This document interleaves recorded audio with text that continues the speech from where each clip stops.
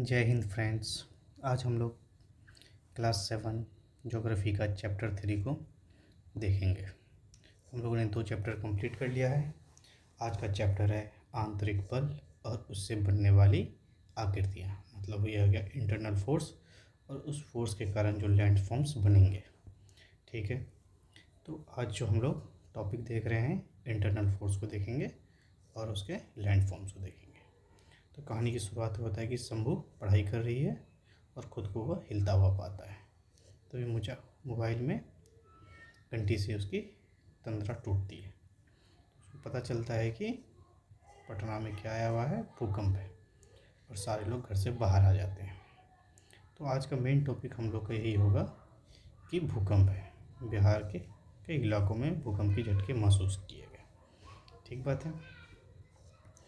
तो भूकंप जो है भू प्रॉपर्टी के विभिन्न आकार की छोटी और बड़ी किंतु कठोर संरचनाएं होती है, जिसे हम लोग प्लेट कहते हैं। यह प्लेट जो होता है गतिशील होती है और जिसमें द्वीप, महाद्वीप और महासागरों का निर्माण होता है। ठीक है, तो जो हम लोग अगर प्लेट की बात करें तो हमारे पास जो ये प्लेट्स हैं, मैंने इसके लिए एक डायग्राम को डाउनलोड किया है, आपके लिए रखा हूँ। हम लोग देख सकते हैं हमारे पास कुछ इम्पोर्टेंट प्लेट्स हैं। तो हम लोग ये देख पा रहे हैं, ये वाला जो है यूरेशियन प्लेट हो गया, ये हमारा अपना इंडियन प्लेट है। इसी के बगल में अरेबियन प्लेट है, ये अफ्रीकन प्लेट हो गया, ये ऑस्ट्रेलियन प्लेट हो गया, ये फिलिपाइन प्लेट हो गया, और ये जो देख रहे हैं इधर, ये पैसिफिक प्लेट हो गया। इसके अलावा ये जो है आपका साउथ अमेरिकन प्लेट हो गया, ये अंटार्कटिका प्लेट हो गया। साउथ अमेरिकन प्लेट और पैसिफिक प्लेट के बीच में नाज़का प्लेट आता है, ये एग्ज़ाम में पूछता है। और कैरेबियन प्लेट और पैसिफिक प्लेट के बीच में जो आता है वो कोकोस प्लेट आता है, ये एक कोकोस प्लेट हो गया। नॉर्थ अमेरिका और साउथ अमेरिका के बीच में कैरेबियन प्लेट है, ऊपर में नॉर्थ अमेरिकन प्लेट है, और एक छोटा सा यहाँ प्लेट है जुनादी फुका प्लेट।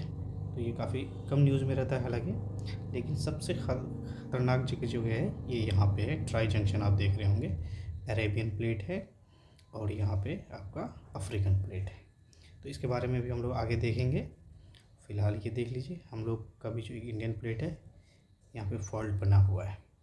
तो कुछ मेजर प्लेट्स होंगे, जैसे ये Antarctica, Australian plate, Eurasian plate, African plate, south American plate, north American plate, Pacific plate, ये सब जो है मेजर प्लेट्स होंगे। कुछ माइनर प्लेट्स भी होंगे, जैसे Philippines plate, Nazca plate, Cocos plate, Caribbean plate, Juan de Fuca plate, Arabian plate और अपना इंडियन प्लेट भी। तो हम लोग प्लेट के बारे में जान गए हैं। और ये जो प्लेट है एक्चुअली में क्रस्ट जो है उसी में ये रखा हुआ होता है, और नीचे में मैग्मा होता है, तो उस पर वो तैरता रहता है, जिसकी वजह से आपस में टकराता रहता है और भूकंप की खबरें आती रहती है। तो हम लोग जो है भूकंप की खबरों को समाचार पत्र में पाया, तो कुछ लोग डरे हुए थे। प्रशासन ने भी भू वैज्ञानिकों को बुलाया। भू वैज्ञानिक मतलब जियोलॉजिस्ट को बोलते हैं, जियोलॉजिस्ट, जो स्टडी करता है ज़मीन के अंदर की चीज़ों को। तो किसी ने उससे सवाल पूछा कि हम लोग भूकंप का पूर्वानुमान कर सकते हैं। इसका मतलब ये हो गया कि क्या भूकंप को फोरकास्ट किया जा सकता है, वैसे ही जैसे हम लोग साइक्लोन को करते हैं। ठीक है, तो इससे क्या हो जाएगा, अगर हम लोग भूकंप को फोरकास्ट कर पाते तो हम लोग जो है साइक्लोन में जैसे लोगों की जान और माल की बचा पाते हैं, उसी तरह से भूकंप में भी बचा पाते हैं। ठीक है, लेकिन ऐसा मुमकिन नहीं हो पाता है। तो कुछ पत्रकार जो है जियोलॉजिस्ट से पूछता है कि भाई आके भूकंप आता क्यों है, इसका क्या कारण है। तो जियोलॉजिस्ट क्या बताते हैं कि देखिए, हमारे पृथ्वी की ऊपरी सतह प्लेटों से विभाजित है। अभी हम लोगों ने प्लेट देखा, इसमें हम लोगों ने मेजर प्लेट और माइनर प्लेट्स देखा।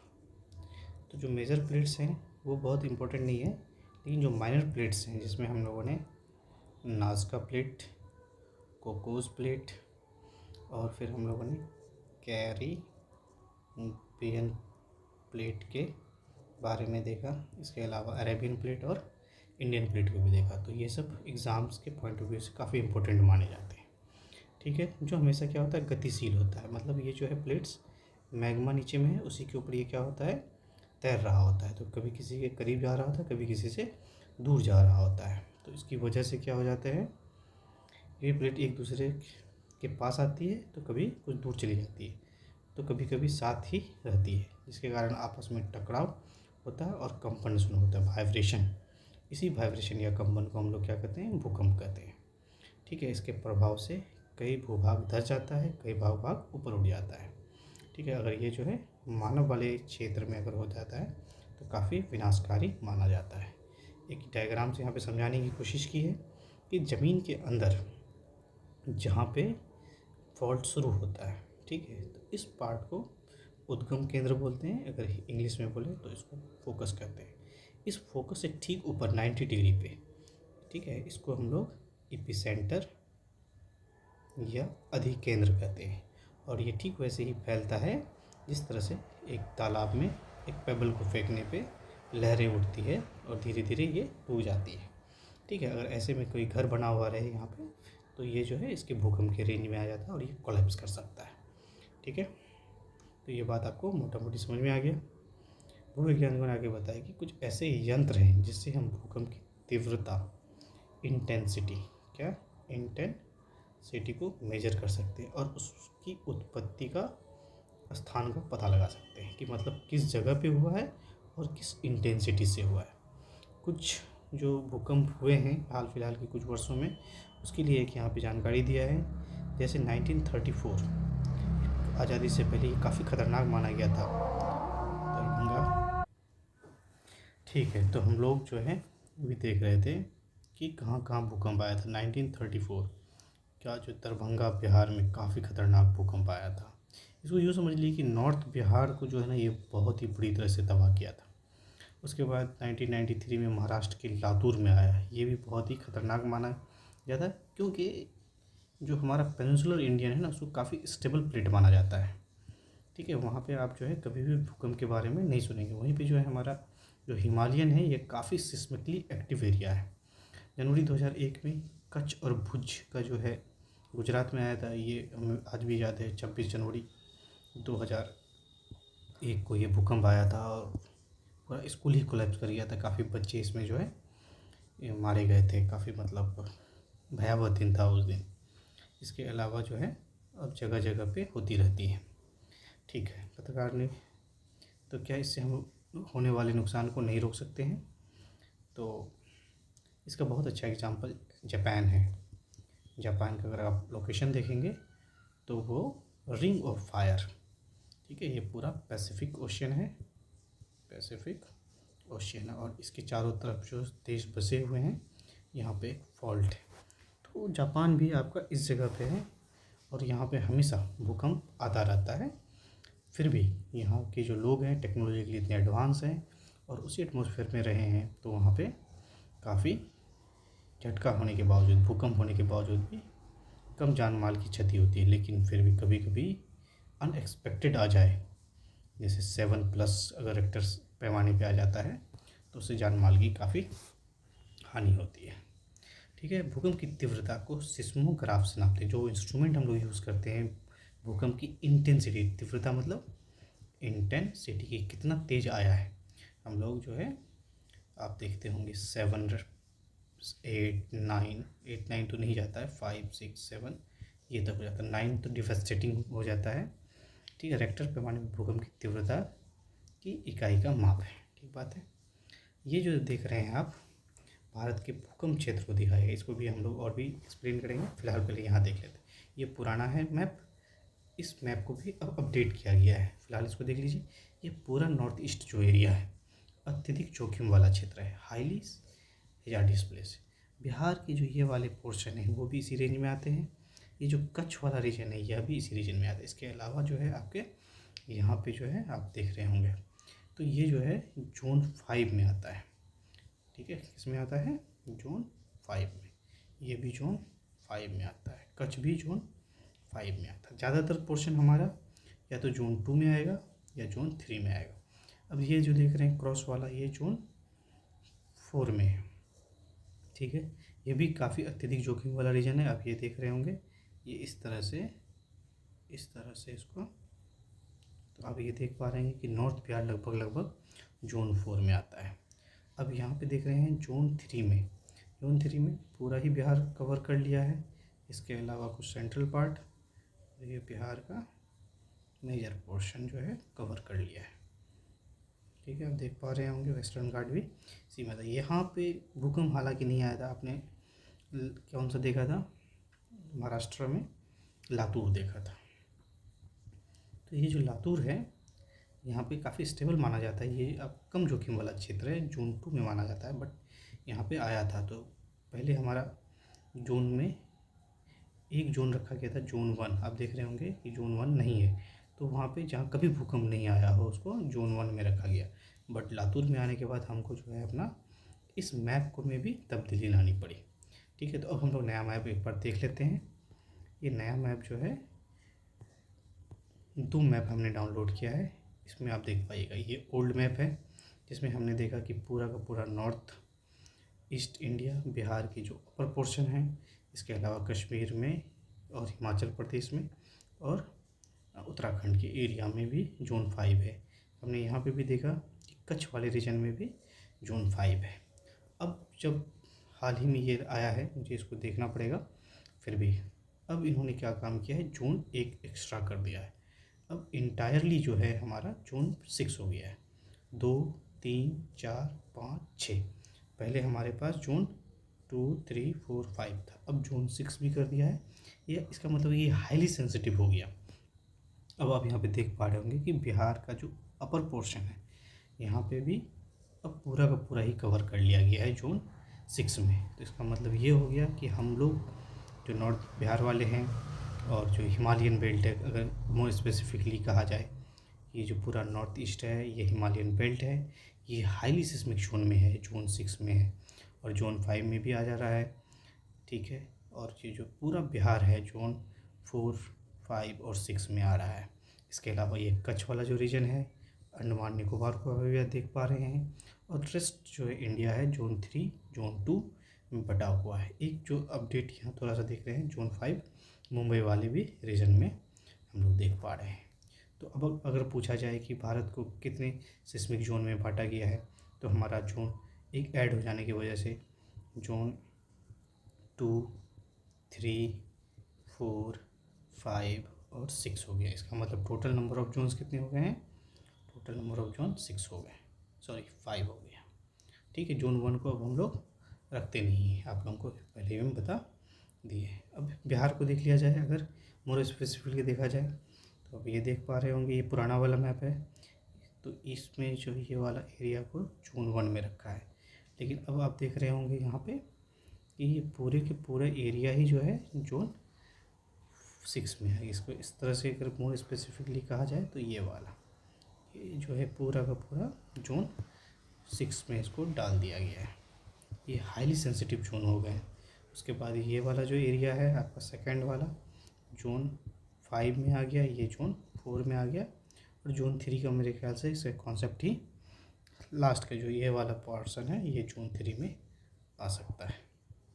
ठीक है, तो ये आपने देख लिया। अब हम लोग आ जाते हैं फिर से अपने पुराने टॉपिक पे।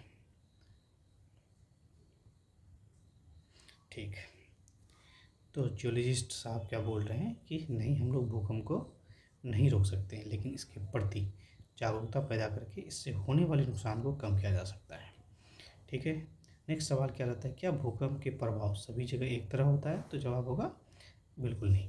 भू प्रॉपर्टी के नीचे का वह स्थान जहाँ कंपन होता है उसको फोकस कहते हैं। क्या कहते हैं? फोकस कहते हैं। इसको उद्गम केंद्र भी कहा जाता है। उद्गम केंद्र के भू सतह पे उसके सबसे निकटतम स्थान को एपिसेंटर या अधिकेंद्र कहते हैं। इसको इस डायग्राम से हम लोग समझ सकते हैं कि इस जगह पे जहाँ पे टकराया जाता है वहाँ को फोकस कहते हैं, और यहाँ से ठीक ऊपर परपेंडिकुलर जो ज़मीन पे पहली बार अपियर होता है उसको हम लोग एपिसेंटर या क्या बोलते हैं, अधिकेंद्र बोलते हैं। और यहीं से जो है एक सर्कल के तौर पे एक वेव निकलती है और ये अपने साथ डिस्ट्रक्शन को आगे लेके चलती है। जैसे जैसे ये जगह दूर होता जाएगा इसकी इंटेंसिटी क्या होती जाएगी, डिक्रीज होती जाएगी। ठीक है, तो सबसे ज़्यादा अगर इंटेंसिटी पूछा जाए एग्ज़ाम में कि कहाँ पे होता है, फोकस रहे, एपिसेंटर रहे, तो हमारा क्या जवाब होना चाहिए, एपिसेंटर पे सबसे ज़्यादा डिस्ट्रक्शंस होते हैं। ठीक बात है। चलिए, अधिक केंद्र से कंपन बाहर आने पर तरंग के रूप में चलती है। ठीक है, इसकी तीव्रता दूरी के साथ कम होती चली जाती है। अधिकेंद्र मतलब फोकस के निकटतम भाग में सर्वाधिक कंपन होता है एवं वहाँ सर्वाधिक क्षति होती है। ठीक बात है। अधिकेंद्र मतलब एपिसेंटर की जो हम बात कर रहे थे। ठीक बात है। भूकंप आने पर हमें क्या करना चाहिए, यहाँ पे सेफ्टी मेजर्स की बात हो रही है। सबसे पहले तो हम लोगों को जो है डर तो लगती है, बट उस डर से काबू करना होगा, हमें घबराना नहीं होगा। साथ ही साथ हमें ये देखना होगा कि मजबूत मेज, पलंग या चौकी के नीचे छुप जाया जा सकता है, या फिर किसी मकान के कोने में भी छिपा जा सकता है। ठीक है, किसी भी हैंगिंग चीज़ों के नज़दीक में नहीं रहना चाहिए। चिमनी, कमज़ोर छत या कमज़ोर दीवारों से दूर हट जाना चाहिए। ठीक है, खुली जगह या मैदान में जाना बहुत अच्छी बात है, लेकिन हमें ध्यान रखना चाहिए कि नज़दीक में कोई खंभा, कोई पेड़ नहीं होनी चाहिए। क्यों? क्योंकि इसका कारण ये हो सकता है कि ये सब कोलैप्स करके गिर सकता है। भूकंप से बचने का और एक तरीका क्या है कि हमारा जो घर हो वो क्या हो, भूकंप विरोधी तकनीक से बना गया हो। इसके अलावा हमारे घरों में प्राथमिक उपचार, फर्स्ट एड बॉक्स को रखना चाहिए। ठीक है, अब हम लोग भूकंप, बिहार के भूकंप के क्षेत्र के बारे में देख लेते हैं। अभी हम लोगों ने वहाँ पे देखा था, उसी मैप पे, ये पुराना मैप ही है, उसी के सहारे हम लोग देख सकते हैं। उसमें जो अपडेट किया गया है उसको हम लोग बाद में देखेंगे। तो यहाँ पे जो है भूकंप 3 में, मतलब क्वाइट थोड़ा सा स्टेबल एरिया है, बट ये भी भूकंप प्रोन ही है। तो इसमें बक्सर, भोजपुर, रोहतास, कैमूर, औरंगाबाद, जहानाबाद, नवादा, अरवल, गया। अगर आप इस मैप में देखेंगे तो ये सारे के सारे साउथ बिहार वाले रीजन हैं। भूकंप 4 का जो है, इसमें जो है आपके गंगा प्लेन वाले एरिया आते हैं, जिसमें पश्चिमी चंपारण, पूर्वी चंपारण, सीवान, गोपालगंज, सारण, मुजफ्फरपुर, वैशाली, पटना, समस्तीपुर। आपको एग्ज़ाम पॉइंट ऑफ व्यू से ये सवाल आ सकता है कि पटना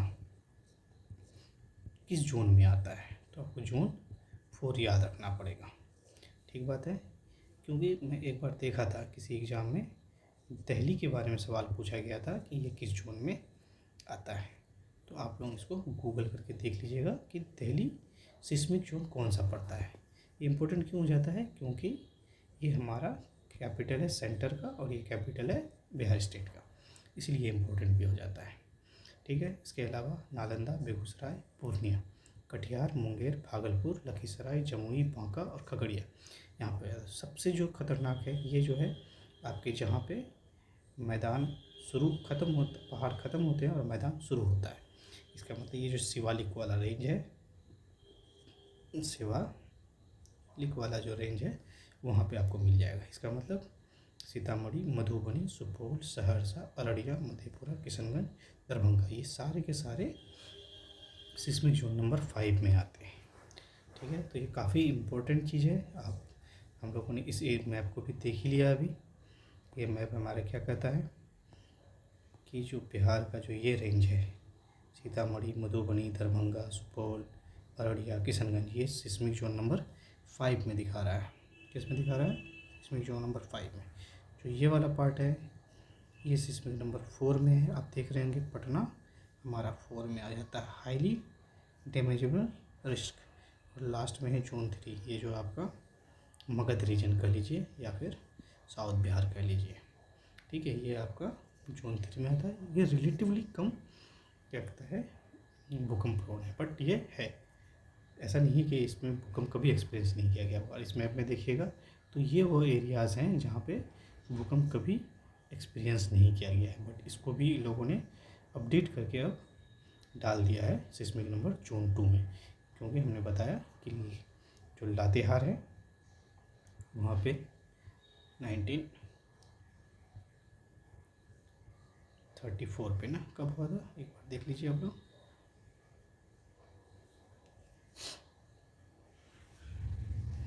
1993 में हुआ था। ठीक है, अब हम लोग आ जाते हैं पृथ्वी के आन के बल। ठीक है ना, पृथ्वी के बल फोर्सेस जो एक्ट करता है इसमें अर्थ पे।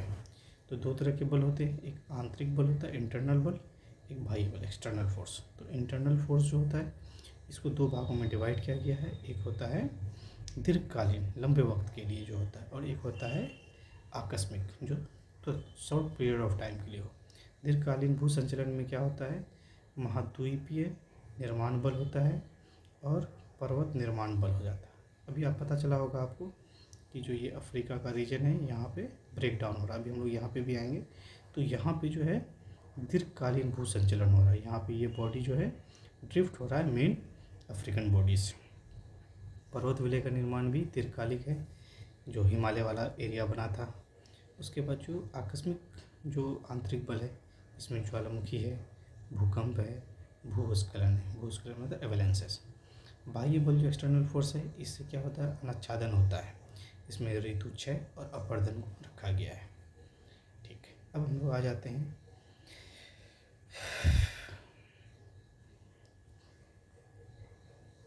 क्या क्या होता है।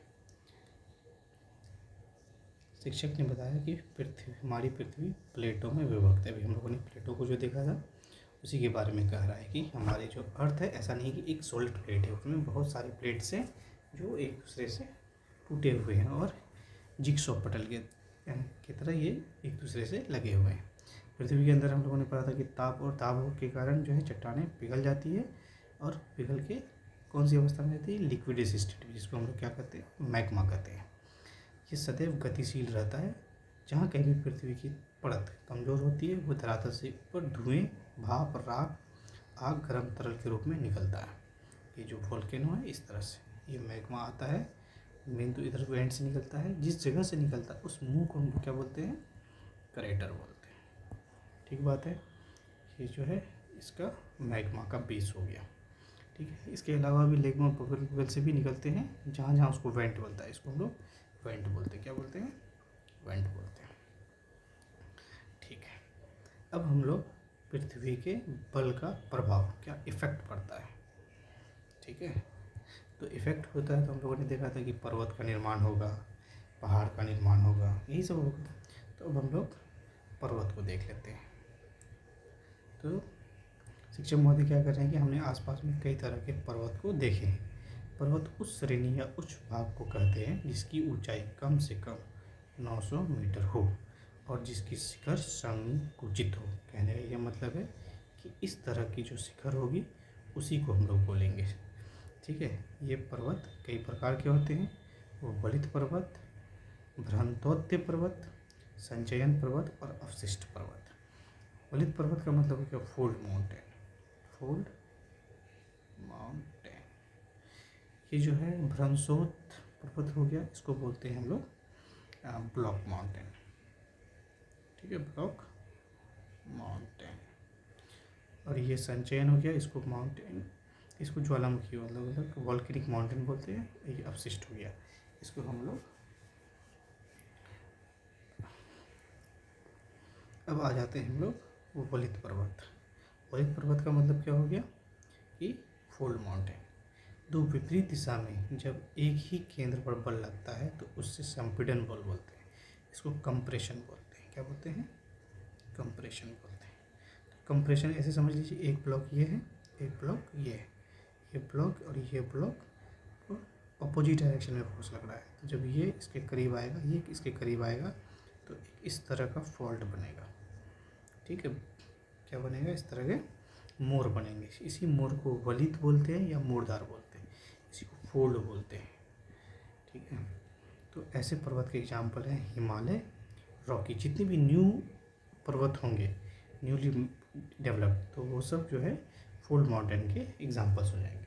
तो अगर आपसे पूछा जाए कि फोल्ड माउंटेन के क्या एग्जाम्पल हैं, तो हिमालय और रॉकी। अब है भ्रंशोत्थ पर्वत, इसका मतलब ब्लॉक पर्वत के बारे में कहा जाता है। ठीक है, जब भूतल के किसी क्षेत्र पर समानांतर भ्रंश के बीच का भाग ऊपर उठ जाता है तो उसको क्या बोलते हैं, ब्लॉक पर्वत कहते हैं। इस वाले में आप देख सकते हैं कि ये वाला पार्ट जो है इससे ऊपर चला गया, या दूसरा कह सकते हैं ये वाला पार्ट नीचे चला गया, तो ऐसे में भ्रंश घाटी बनती है। इसको हम लोग क्या बोलते हैं, भ्रंश घाटी। और ये वाला जो ऊपर वाला बन गया वो ब्लॉक पर्वत हो गया। तो यूरोप में जो ब्लॉक फॉरेस्ट है, ब्लैक फॉरेस्ट है, और भारत में सतपुड़ा की पहाड़ी। आप लोग देखे होंगे, एक तरफ विंध्या है, एक तरफ सतपुड़ा है, और बीच में कौन सी नदी बह रही है? नर्मदा। तो नर्मदा को हम लोग रिफ्ट वैली बोलते हैं। क्या बोलते हैं? रिफ्ट वैली में बह रही है।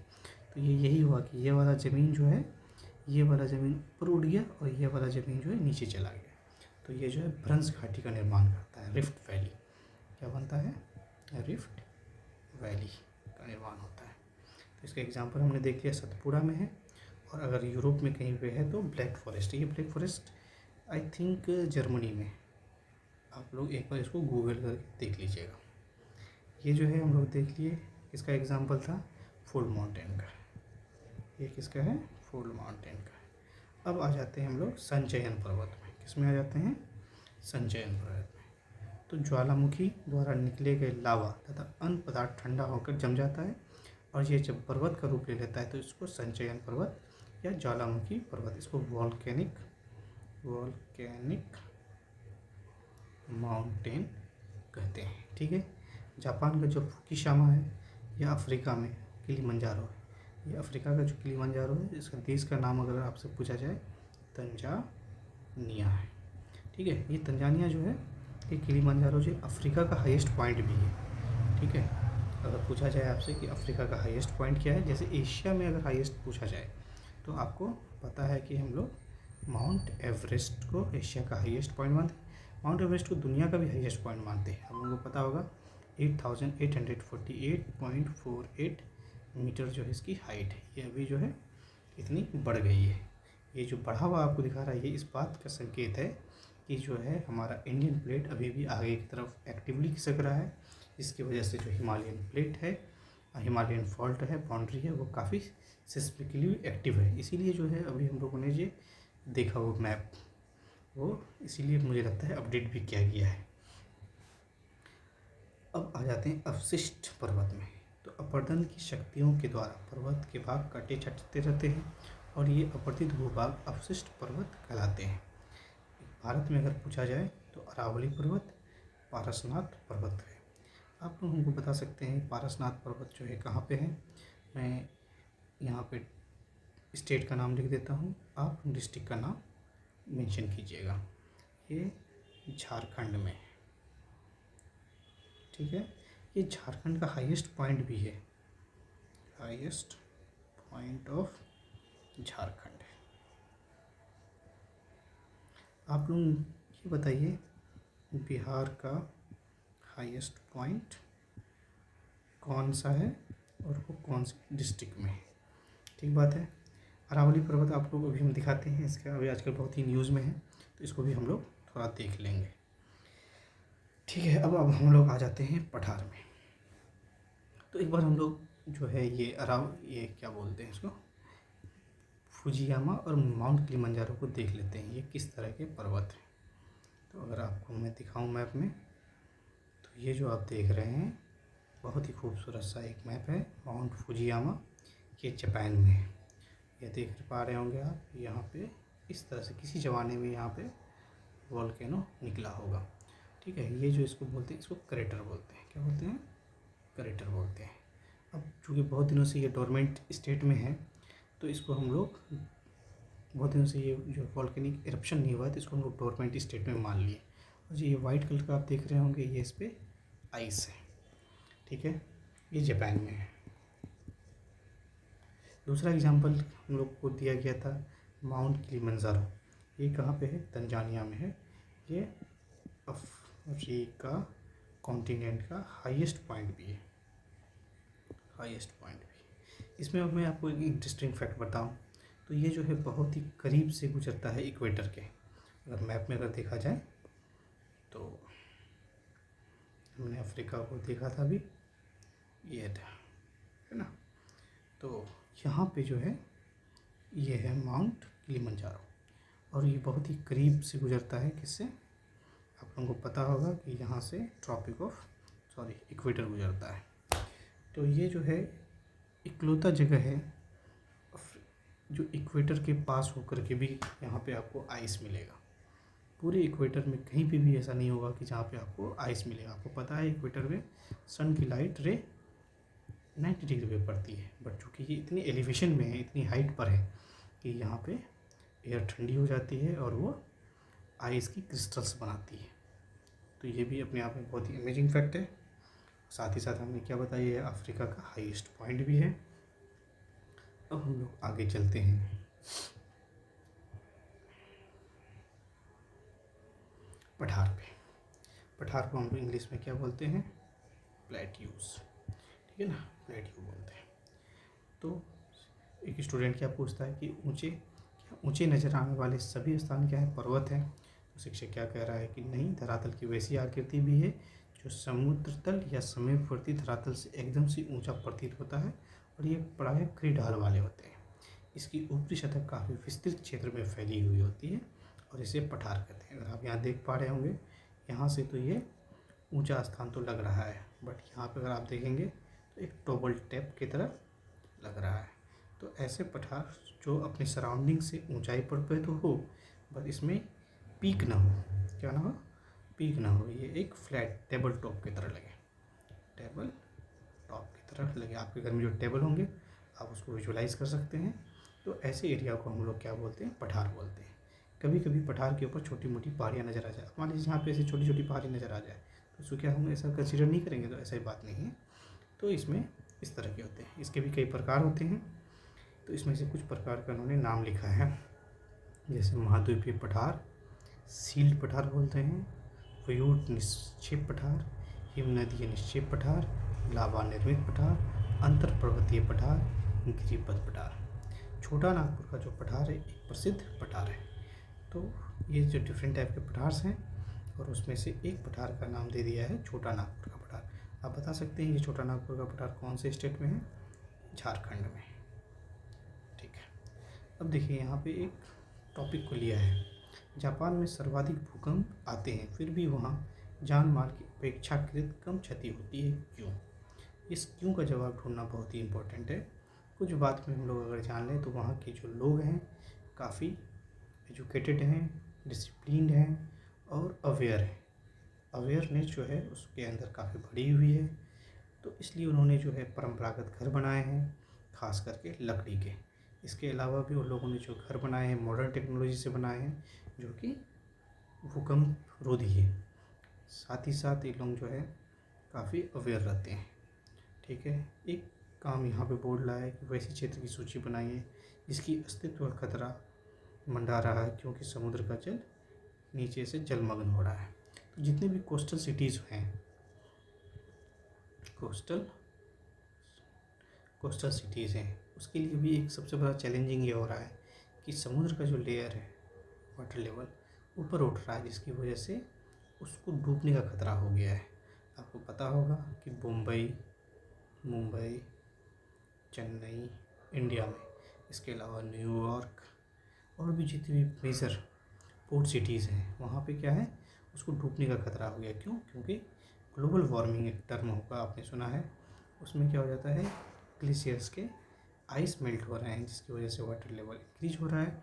तो ये जो सिटीज़ हैं कोस्टल सिटीज, उसके अस्तित्व को लेकर के खतरा पैदा हो गया है। अब हम लोग नेक्स्ट टॉपिक आ जाते हैं, मैदान। इसको हम लोग क्या बोलते हैं, प्लेन्स। क्या बोलते हैं, प्लेन।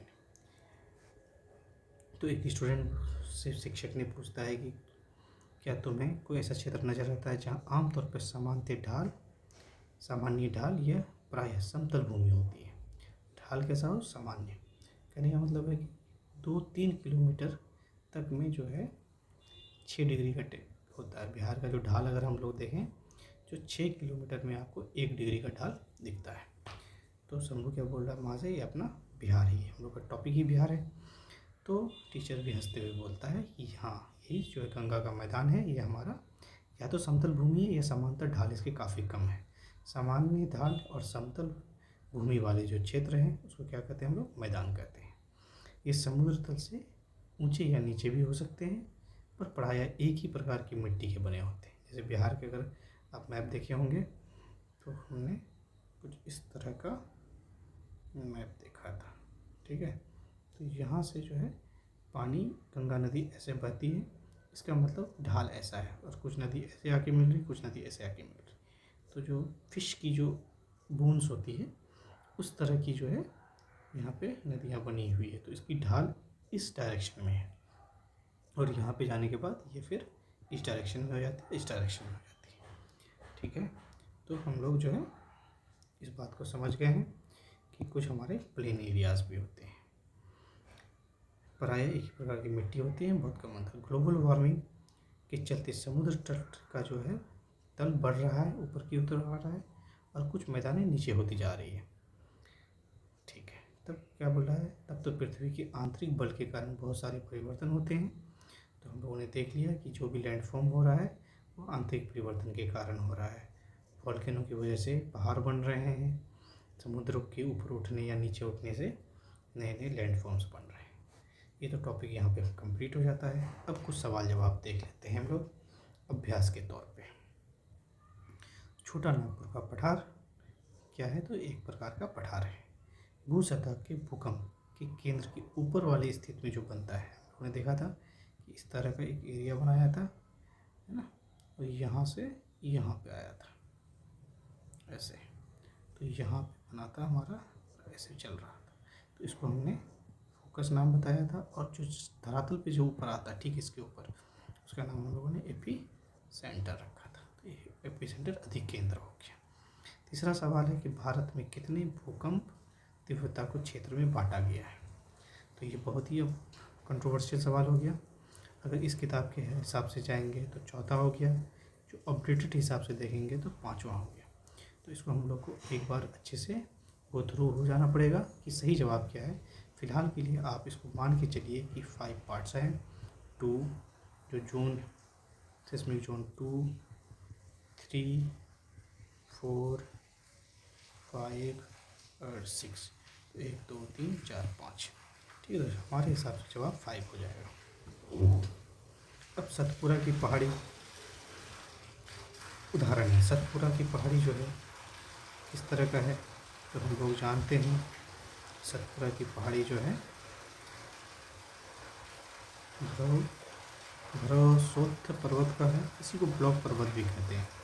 तो ये दोनों जो है ऑप्शन एक ही जगह में दे दिया है, तो इसका जवाब जो है ये दोनों ही हो जाएगा। अब हम लोग कुछ मिलान के लिए दिया है, इसको हम लोग देख लेते हैं। हम लोगों ने भी देखा था अरावली जो है अवशिष्ट पर्वत का है। अभी हम लोग अरावली के बारे में और कुछ थोड़ा जानने की कोशिश करेंगे। ठीक है, जो बीपीएससी के पॉइंट ऑफ व्यू से काफ़ी इम्पोर्टेंट है। अब दूसरा हम लोगों ने जो है देखा फुजियामा। तो अभी हम लोगों ने देखा कि ये किसकी वजह से बना है, वोल्केनो की वजह से बना है। आप हमको बताइए ये कौन से देश में है। अब जो है तीसरा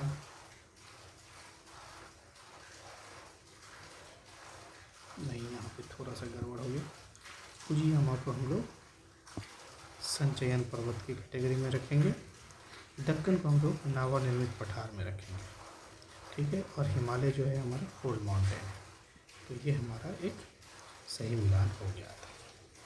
ठीक है, तो आज के लिए हम लोग इतना ही रखते हैं। नेक्स्ट में हम लोग नए चैप्टर के साथ आपसे मिलेंगे। नहीं, 1 मिनट थोड़ा सा रुक जाते हैं। हम लोग जो है एक सवाल आप लोगों से हमने पूछा था कि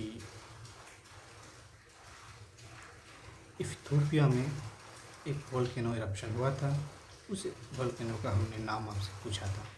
इसका सही जवाब होगा हाईली कुब्बी वोल्केनो, जो 12,000 साल कहा जाता है कि बाद इरप्ट हुआ है। ये तब तक डोरमेंट स्टेट में था, और ये जो है अब फिर से 12,000 साल के बाद एक्टिव हुआ है। तो इसको हम लोग एक बार लोकेशन देख लेते हैं कि वो कहाँ पे है। तो ये जो है एक सैटेलाइट इमेज जनरेट करने का कोशिश किया गया है। ये हमारा इथियोपिया है, और इथियोपिया की जो है ऊपर वाले रीजन, इस वाले रीजन का नाम रखा गया है अफाक रीजन। इसका नाम क्या रखा गया है, अफार रीजन। तो यहाँ अफार रीजन में एक वोल्केनिक लेक था, जिसका नाम क्या रखा गया था, हाईली कुब्बी।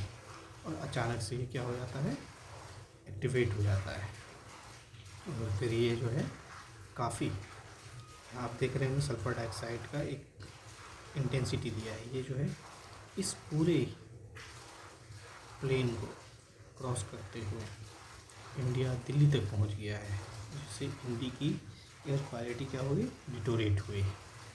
ठीक है। और हम जो है आपको बताना चाहते थे अरावली के बारे में। अरावली को बताने से पहले थोड़ा सा हम जान लेते हैं कि ये अरावली कहाँ से कहाँ तक फैला हुआ है। इसको हम लोग अलग से भी देखेंगे। फिलहाल देख लीजिए, अगर सवाल पूछेगा कि कौन कौन से स्टेट को अरावली टच करता है, तो आमतौर पे हम लोगों को लगता है कि दिल्ली में, राजस्थान में है। लेकिन अगर सही से कहा जाए तो गुजरात के नॉर्दर्न पार्ट से शुरू होता है, पूरा राजस्थान को क्रॉस करता है और हरियाणा में इंटर करता है, और कुछ पार्ट दिल्ली को भी इंटायरली कवर करता है। कहीं कहीं पे ये है कि इसके बारे में कहा जाता है कि ये उत्तराखंड तक भी पहुंच गया है, बट मेनली अभी हम लोग इसको रिस्ट्रिक्ट करते हैं इस 4 स्टेट में, गुजरात, राजस्थान, हरियाणा और दिल्ली। ठीक है। तो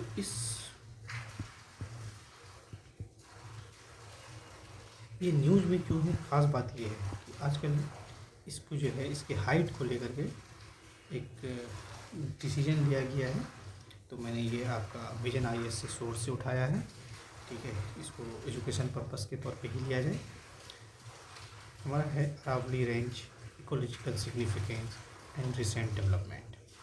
अरावली रेंज लगभग 700 किलोमीटर लंबा है, जो कि हम लोगों ने देखा गुजरात से शुरू होता है, ईस्टर्न गुजरात से, और साउदर्न हरियाणा होते हुए राजस्थान और दिल्ली तक जाता है। बहुत ही क्रूशियल इकोलॉजिकल फीचर लिए हुए हैं। ये इम्पोर्टेंट क्यों है, तो इको बायोडाइवर्सिटी को सपोर्ट करता है। इसमें वाइड रेंज के फ्लोरा और फौना पाया जाता है। ये बहुत ही इंपॉर्टेंट है वाटर रिचार्ज के लिए। ठीक है, जो एक्वा फायर्स होते हैं उसको ये रिचार्ज करते रहते हैं। तीसरा है क्लाइमेट को बचाने के लिए, और जो बहुत इम्पोर्टेंट है डिजिटिफिकेशन रेजिस्टेंस। अगर आप ये देखिएगा तो ये वाला जो एरिया है डिज़र्ट एरिया है, और ये एक तरह से नेचुरल बॉर्डर का काम करता है कि इधर जो है सैंड को आने से रोकता है। ठीक है। प्रॉब्लम क्या है यहाँ पे, सुप्रीम कोर्ट का डिसीजन और इसका इम्प्लीकेशन क्या होगा। सुप्रीम कोर्ट ने जो भी क्या कि एक्सेप्ट कर लिया है यूनियन एनवायरनमेंट मिनिस्टर्स के पैनल्स का रिकमेंडेशन, जिसमें ये कहा गया कि जो है जिसकी वजह से जो रिकग्नाइजेबल साइज है अरावली का, वो 90% जो है कहाँ है, रिड्यूस हो जाएगा राजस्थान में। ये डिसीजन बेस्ड लिया है डेफिनेशन ऑफ अरावली। अरावली को फिर से डिफाइन किया गया फॉर द माइनिंग पर्पस। ठीक है, उसको तोड़ के उसकी पत्थर उत्थर को निकाला जाएगा। कंसिडर ओनली लैंडफॉर्म्स 100 मीटर और higher as a part of mountain system. क्या कह रहा है कि हम लोग पहले भी देख लिए कि अरावली जो है आपके अवशिष्ट पर्वत का हिस्सा है, इसका मतलब उसकी हाइट वैसे भी बहुत कम होगी।